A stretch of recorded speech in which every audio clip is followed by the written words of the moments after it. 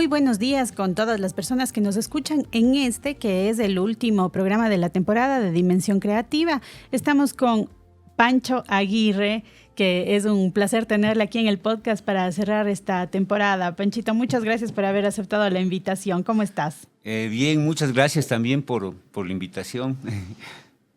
Sí, muy bien.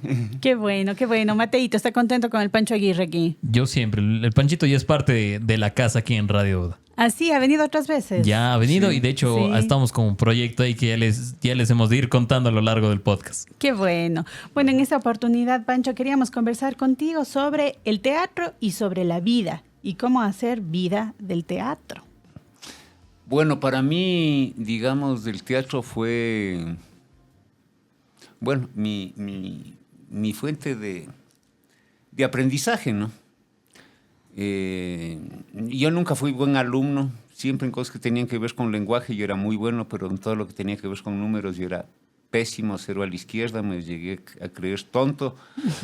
Cuando me di cuenta, cuando, digamos, leí por ahí que Nietzsche era tan bruto como yo para las matemáticas, entonces ahí me tranquilicé un ¿Qué poco. dijiste? Tengo esperanza. Tengo esperanza. Entonces, bueno, yo ya había perdido 2 años y ya no me cuadraba el colegio. Entonces, me escapaba, me iba. Mi último intento fue en la nocturna, pero la noche es linda y qué sé yo. Y bueno, con el teatro de alguna manera fue mi disciplina en la vida en ese momento, ¿no? Y tú hiciste el colegio en Quito. Tú eres quiteño. Sí, soy quiteño. Vivo en Cuenca desde el año 90, entonces ya más de la mitad de mi vida he estado en Cuenca. A eso le resto 6 años que viví en México. Pero bueno, digamos, en el teatro ha sido el chance, por ejemplo, de al abordar una obra, poder estudiar historia, poder estudiar el pensamiento de la época, los estilos, y también como el teatro es un arte del presente, del momento. Entonces también, si uno aborda una obra clásica, una obra antigua, también tiene que ver que algo le tiene que decir a la gente de ahora. Claro. Entonces, necesariamente a veces eso requiere adaptaciones, ¿no? Lo cual es difícil a veces como respetar el espíritu, la visión del autor. Y ser súper observador de lo que está pasando y con Ser quién, observador a quién le vas a comunicar las claro, cosas. y poder tener una respuesta al tiempo de ahora también, ¿no? Porque el artista para mí es un sujeto político, es un sujeto de opinión, igual que un periodista, que un comunicador, no es una persona que tiene habilidades nomás, ¿no? Entonces, esa visión así tan se puede decir tecnicista de algo que es totalmente humano, es para mí equivocada, ¿no? Entonces, O sea, es algo que se aprende, pero también que se cultiva y que está contigo.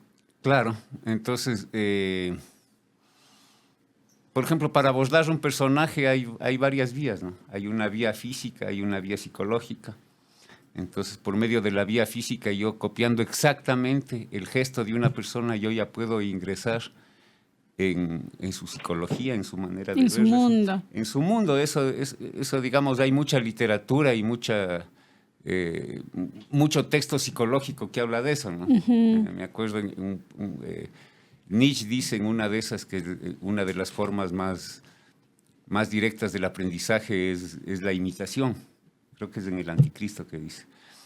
Y también Edgar Allan Poe en su cuento La casta robada también habla de cómo le descubrió al otro siguiéndole exactamente los gestos, ¿no? Cuando uno ya empieza ya a estudiar más realmente lo que es esto de la kinesis, de la comunicación no verbal, entonces ahí uno se da cuenta que los acercamientos, los tonos de voz, las coloraciones, todo eso tiene que...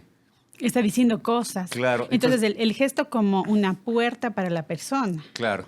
Hay otra vía también que es una vía psicológica, en cambio, que es estudiar la psicología de la persona, eso, y qué es lo que yo tengo de ellos. Ahora, siempre nosotros le prestamos cosas al personaje y el personaje nos da cosas de nosotros. ¿Y se te quedan cosas del personaje? Sí, Sí, pero bueno, ya que con la propia vida ya se amalgama, se va Convirtiendo en tuya. ¿Y cómo te encuentras cosa. vos con el teatro?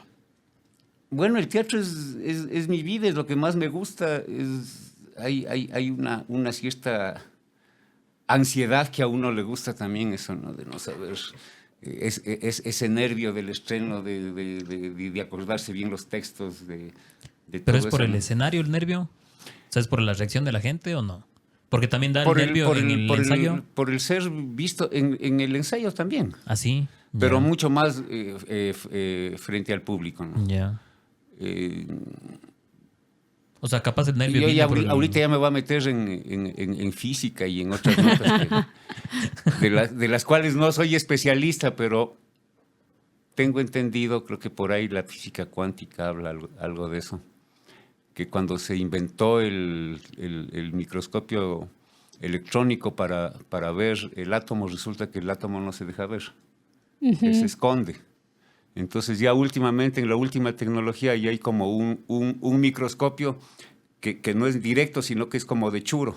Ya. Entonces, de algún modo, como que le agarra de lado al átomo y ya le puede ver algo, ¿no? Ajá. Entonces, a lo que voy es que el átomo átomo como tal tiene reacciones subjetivas frente al ser observado. Imaginémonos una persona que tenemos calores, temperaturas, psicología, historia personal, Claro. etcétera, etcétera, etcétera. Te pones en acto, en todo momento, Te pones ¿no? en acto en todo momento, ¿no? Entonces, digamos,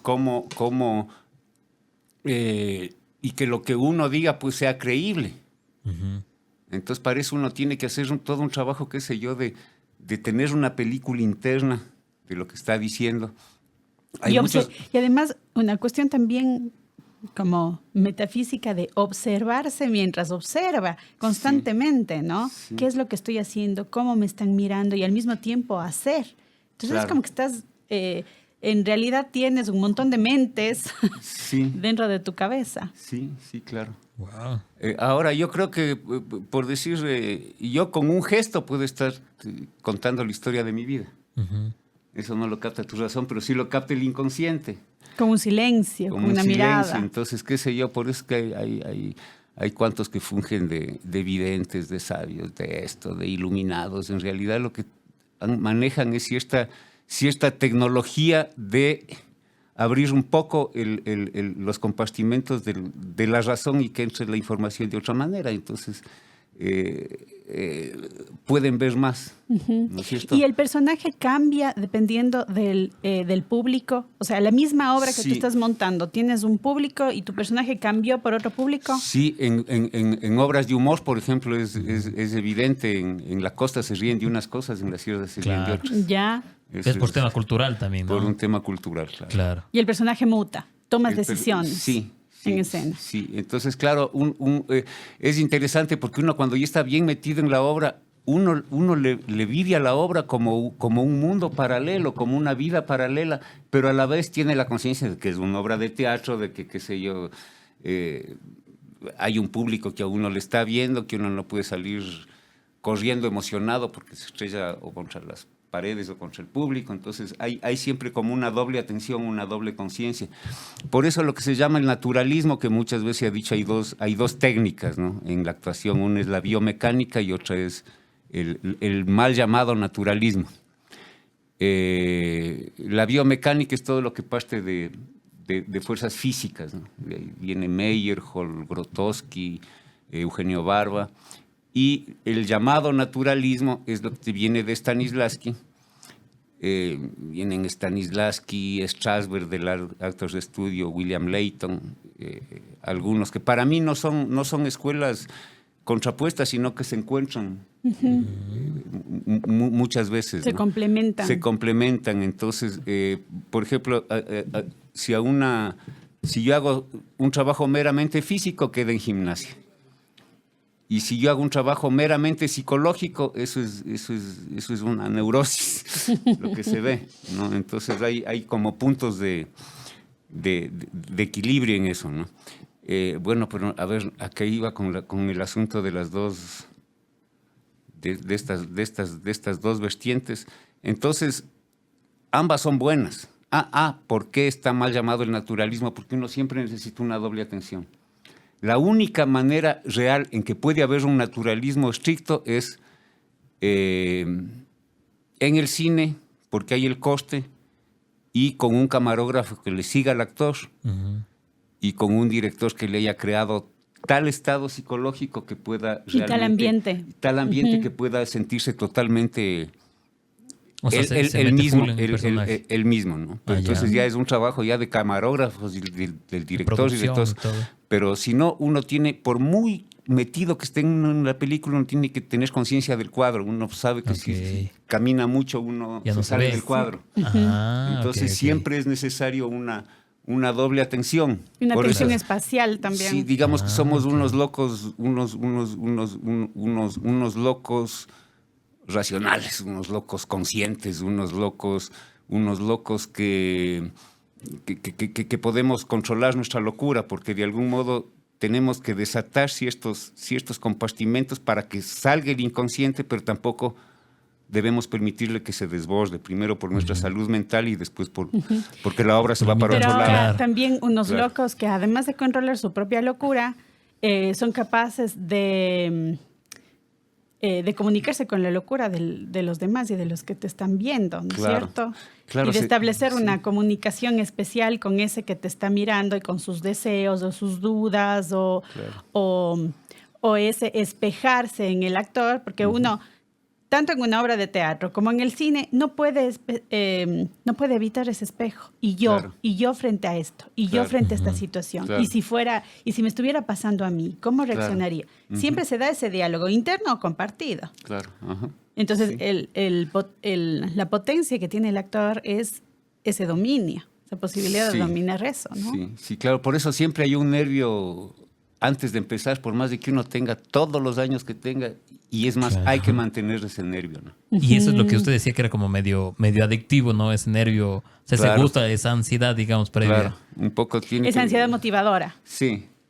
Interesante. Qué chévere. Yo me quedé con una duda. Usted mencionaba el tema de la imitación, que una de las primeras formas, digamos, para empezar a actuar y demás de la imitación. Pero, ¿qué pasa con esos personajes que son como distintos dentro de ellos mismos, que tienen doble cara?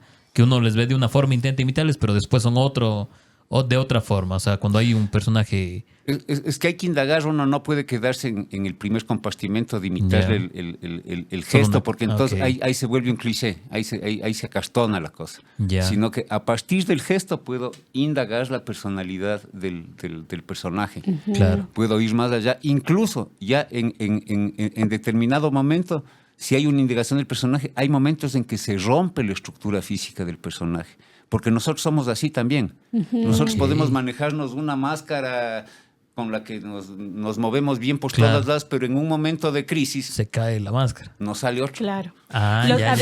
Además nos sale el otro del porqué de la máscara. Claro. El otro que explica las máscaras y las poses, ¿no? Que justifican. Claro. ¿Cómo fue tu primer encuentro con el teatro? ¿En qué momento de tu vida, a qué edad te encontraste con el teatro y de qué manera? Bueno, en Quito de guagua nos íbamos al teatro de Lola Albano. Ahora quizás con ojos de teatrero yo le vería 1000 críticas, pero en ese tiempo me encantaban. Entonces era La Cenicienta, Blancanieves, Pinocho, todo eso. Después, bueno, mi papá fue director de difusión cultural del Banco Central, digamos. Él creó ese departamento, ¿no? de difusión cultural. Y entonces había una gran relación con teatreros que llegaban siempre a la casa y todo eso. Mi papá fue teatrero también en sus años jóvenes, trabajó con Paco Tobar. Y mi bisabuelo, no por echarme flores de mi familia, pero así resulta, se le considera prácticamente el fundador del teatro ecuatoriano, Francisco Aguirre Guarderas, porque fue la primera obra, la primera comedia que realmente fue pensada como obra de teatro. Las otras eran pensadas más literariamente como literatura, ¿no? Entonces él escribió Receta para viajar. Ya. Una obra crítica, satírica del siglo XIX, el pensamiento liberal de la época y eso. ¿Y la has puesto en escena? Sí, en el 2005. Sí, en el 2005 montamos en el patio de comedias en Quito. Fue el patio de comedias con el grupo El Cronopio. Fue una lindísima obra, pero claro, hay un poco de crisis personales de uno, de otro, etcétera, etcétera, no permitieron de algún modo que la cosa Que continúe. continúe, ¿no? O sea, Claro. es muy difícil manejarse un elenco con tanta gente y con tantas problemáticas diferentes de, Claro. de cada uno, al menos que bueno haya una base, un buen billete que diga, "Tag, de aquí Y no ya te está". mueves". Pero, Claro, aquí pero eso es permaneces. irreal, ¿no? Quédate Oiga. tranquilo que aquí permaneces. Panchito, ¿y no le han dicho, por ejemplo, que en la actuación, la gente que le conocía a su papá y a su abuelito, como que usted tiene algo de ellos en la actuación? O sea, ¿viene también algo heredado en la actuación o no? ¿No le han Puede dicho? ser, no sé. O sea, digamos, bueno, a mi bisabuelo ni siquiera mi papá le conoció. Ah, Claro. ya. Digamos, ahí hay todas unas historias que le... Pero y a su abuelo, por a ahí su abuelo que actuaba también. Mi abuelo tampoco le conocí yo. Mi bisabuelo escribió una obra que desapareció que se llamaba Receta para heredar, Ok. que de esa no se sabe No se nada. sabe nada. Escribió solo dos, Receta para viajar y Receta para heredar. Entonces, ambas atacaban a ciertas familias de Quito. Ah, ya. Entonces, en una de esas, por ahí muchos biógrafos de la familia dicen que no hay tal y eso como que quieren Ocultar eso. ocultar eso, que para mí son las partes más interesantes de las historias. Y le mandaron a pegar un rato. Creo que mi abuelo era chiquito, entonces le mandaron a París a mi abuelo. Y regresó ya de grande. Se conoció con mi abuela, regresó creo que 20 años después y se casaron. Una historia así de esas románticas de antes que ya no hay, Claro. ¿no? Entonces, De esas que vale poner en teatro también. También hay románticas ahora, si no son diferentes. ¿No? son diferentes. Son sí. distintas. Son distintas. Ahora es por el Facebook. ¿no? Entonces, entonces, claro, ¿no? De algún modo, ya si yo me pongo a querer ver ya algunas cosas que tengan que ver con mi familia, más bien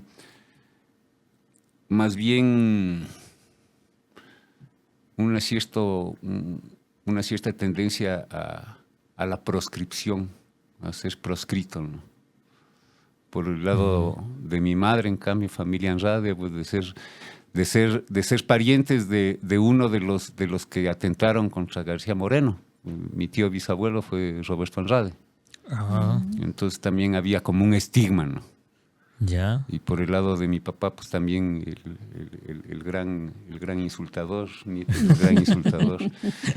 Entonces, claro, eso son cosas difíciles en las familias, ¿no? Que digamos, Claro. la siguiente generación quiere estar más tranquila, más bien se hace amigo del medio, pero hay algo que no le termina de funcionar. Claro, ¿no? es que aunque uno no conozca a los abuelos, a los bisabuelos, son los relatos los que también te construyen. Claro. Son esos cafés con tíos, tías, de repente con una abuela que empieza a soltar la Esas historias, sopa, ¿no? ¿no es cierto? Y dice, pero si Claro. es que yo no sabía, soy alguien de 40 años, de 30 años y nunca me habías contado. No, es que nunca habíamos hablado de esto, pero empiezan a salir y uno se encuentra también en esas historias, Claro, empieza a sí. entenderse a uno mismo, ¿no?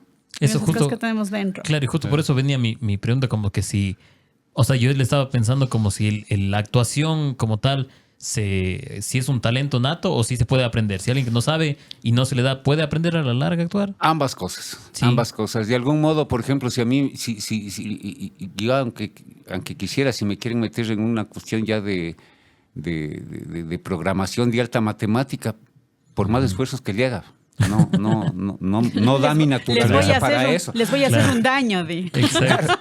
Entonces, claro, o sea, si alguien no tiene afinidad con eso, pues no le gusta, no es lo suyo. Hay 1000 cosas en las que puede desarrollarse. Claro.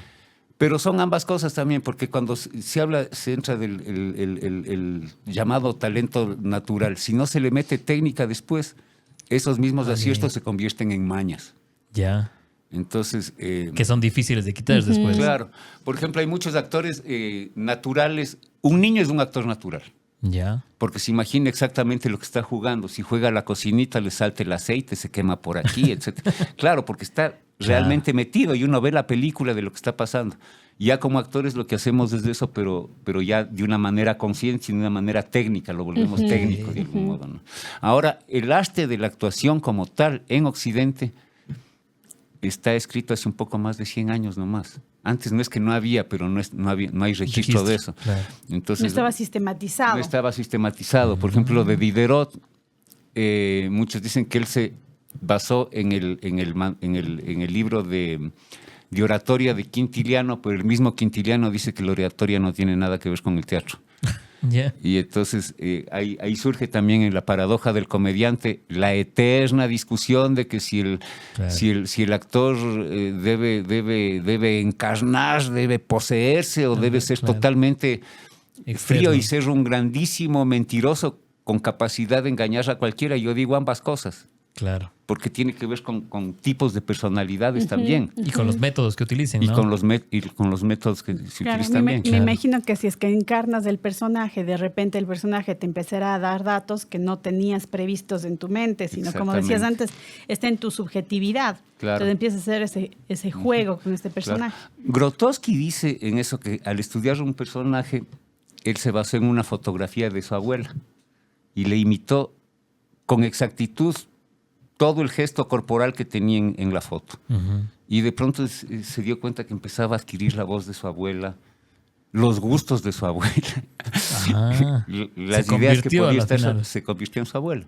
Wow. Entonces, a lo que yo voy es que también tenemos mucho más información de la que nosotros creemos. Por eso es que un rato me fui de notas con el lado de los videntes y eso, pero un poco es eso también. Claro. O sea, hay mecanismos en que nosotros podemos captar más información de la que tenemos que no sale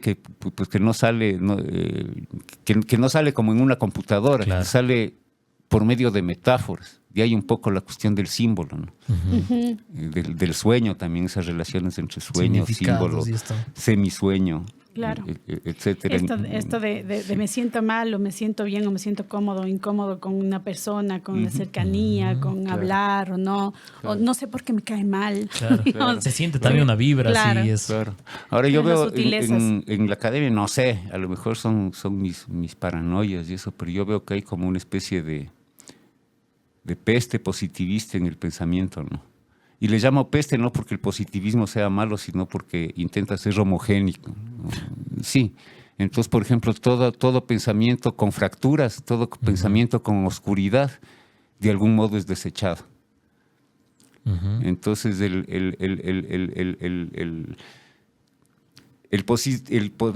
positivismo, si ya me voy a lo político, por ejemplo, el positivismo de derecha rechaza el pensamiento marxista. ¿Por qué? Porque, digamos, todo el mecanismo de explotación que te muestra Marx, hay que hacer una operación, no es visible. En relaciones supuestamente libres, que en realidad no son libres porque vienen de bases diferentes, claro. Etcétera. Y el positivismo de izquierda, en cambio, ataca el psicoanálisis. O sea, porque cuando yo me puedo dar cuenta de que a ese tipo al que yo le detesto supuestamente porque tiene ideas contrarias a las mías, en realidad me cae mal porque tiene un gesto igualito a un compañero de primer grado que me daba coscachos. Entonces, mi discurso deja de tener, pues, validez. Claro. Se encuentra un sentido de... Entonces, para mí, digamos, y en eso el arte que digamos que es el territorio de la ambigüedad, ¿no es cierto? Porque ahí está lo racional, está lo inconsciente. El arte no tiene por qué ser políticamente correcto. El arte es el reflejo de una época. De la sociedad, claro. Si nos ponemos con censura política del arte, entonces no queda nada vivo, pues. Claro. Porque en todo lado encontraremos machismo, racismo, claro. Discriminación, eso. Pero es, de algún modo, el valor que tienes, que es el espejo de una época. Exacto. Y todas esas luchas por irnos puliendo porque nos reconocemos o incompletos o llenos de errores. Digamos, no hemos superado cosas desde hace miles de años como sociedades, ¿no? Entonces está dentro de nosotros. Sería bueno comenzar a reconocerlas para poder ponerlas en evidencia. Exacto. Claro. Y el arte hace eso. Exacto. Y nos hace sentir empatía por personajes detestables racionalmente. Claro. ¿No? Y de ahí el éxito de determinadas series de televisión también. El que uno dice, bueno, ¿y por qué tienen tanto éxito las series de matones? Claro. ¿Por qué? Bueno, hay algo ahí. Estamos en una sociedad donde convivimos con esos personajes, que justamente por ahí yo pensaba, ¿cuántos personajes cree usted que ha hecho Panchito? Así. Ya no me acuerdo. Más o menos, pero más de 500. No tanto. No tantos.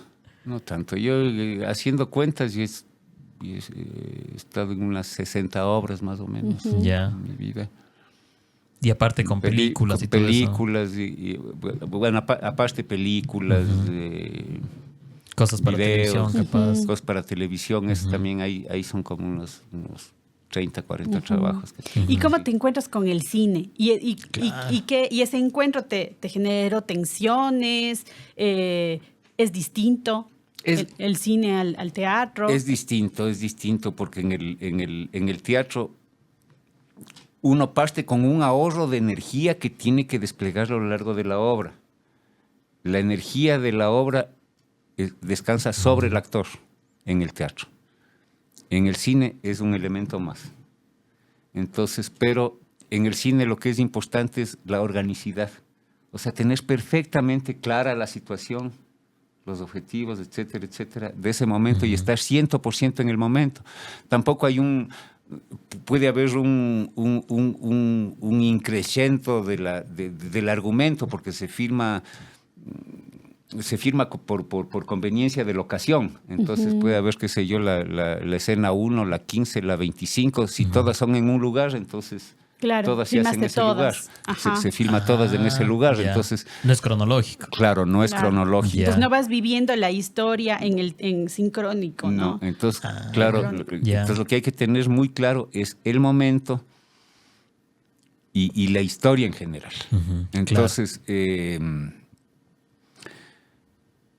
por ejemplo, en el teatro, por muy naturalista que sea mi actuación, hay un nivel mayor de exposición en la voz, en el gesto. Hay un cuidado de no crear puntos ciegos, por eso que digo siempre hay una doble atención. En cambio, en el cine es de estar 100% en el momento. Todo eso de la voz, de esto, eso ya lo hace la cámara, lo hacen los aparatos. ¿Y te comentan antes? ¿Se ponen de acuerdo contigo sobre esos movimientos? Sí. ¿O es algo que tú descubres una vez que ves la escena? No, sí, bueno, se explica más o menos. Bueno, depende del director también. Claro. A veces hay directores que te pueden decir, no, vos suelta, claro. Acá te filmamos, lo que sea. También. A mí me gusta tanto el teatro como el cine. Bueno, realmente el teatro es mucho más. Sí, porque hay una implicación más de energética, pero el cine me encanta también, justamente por eso, ¿no? Claro. Y en el cine, Pancho, que te quería preguntar, ¿tú has construido estos personajes en las películas en las que has participado? Es decir, tú le has puesto las características del personaje, has dialogado con la directora, la escritora de la obra. Sí, claro. Porque los personajes de las 3 películas que tienes con Tania Hermida, todos son oníricos, o sea, son personajes que sueñan. Claro. ¿Tú construiste con ella esos personajes? Sí, o sea, bueno, con la Tania nos conocemos hace rato, somos amigos, me conoce y tal. Por ejemplo, el personaje de Jesús de Qué tan lejos es bastante... Eres bastante vos. Sí, incluso en el guión habla, qué sé yo, soy actor, hacía de un poeta borracho. Yo también viví con mi abuelita ni sé cuántos años, etcétera, ¿no? Eso de la abuelita es muy cercano, claro, yo no le fui llevando los restos. Pero sí, hay sí una relación con eso. Y es también sacar aspectos de uno. Claro. Entonces, por decirte, nos dicen, no, pero si el Jesús eres vos mismo, no soy yo mismo. El Pancho es un poquito más oscuro que el Jesús. Y se calla algunas cosas que el Jesús dice, por ejemplo. O diría cosas que el Jesús no. O diría cosas que el Jesús no. Claro. Pero claro, hay una correspondencia. Igual, bueno, en la del tío loco. En nombre de la hija. En nombre de la hija, bueno... Ahí sí, bueno, ¿qué me pasaría a mí si me vuelvo loco? Así y eso. Y entonces apelar también a mis desconexiones con con el mundo, ¿no? O sea, hay gente que ya se puede decir, nace perteneciendo a algo. Claro. Y que no puede estar tranquila si no pertenece a algo. Y hay gente que por más de que lo intentemos no podemos. O sea, algo hay que no encaja, ¿no? Claro. Entonces, si desarrollas un poco más de ese que no encaja, llegas a la locura, ¿no? Claro. Yo hace un par de semanas, meses, tuve el chance de hablar con la Tania, y justamente ella me decía que si bien hay trabajos que trabajó con usted de los personajes, hay otros personajes que ya escribía diciendo esto tiene que ser para el Pancho. O sea, tiene que ser sí o sí. Y me decía también que ella pensaba mucho en su influencia en los otros actores. Por ejemplo, cómo fue ahora el trabajo con los chicos en la invención de las especies, con Ana María y con Gabo. ¿Cómo fue la interacción con ellos, el trabajar con los actores de generaciones nuevas? ¿Es difícil? Con ellos muy bien, ¿no? A esa edad están muy bien. Sí, hasta los 20 pedazos también. Después ya cuando ya empiezan a querer, no sé, ya no sé. Yo también he de haber sido bien insoportable a los 30 años. Claro.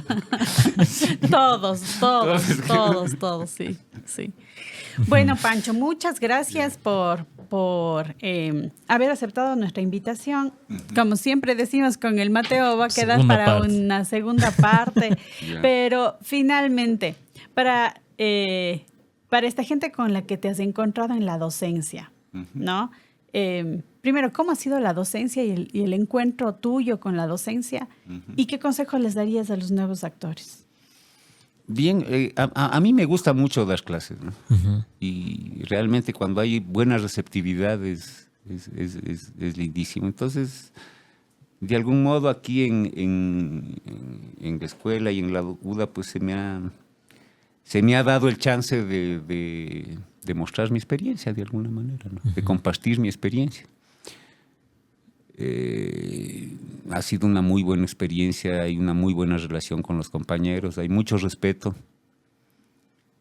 Y sí, yo le apuesto larga vida a la compañía, porque realmente, y ojalá pueda seguir la escuela también, ¿no? Ojalá, claro, realmente, sí. Ojalá haya inscritos. Yo me llevo un buen sabor en general de esta última promoción y en general de los estudiantes con los que he trabajado, ¿no?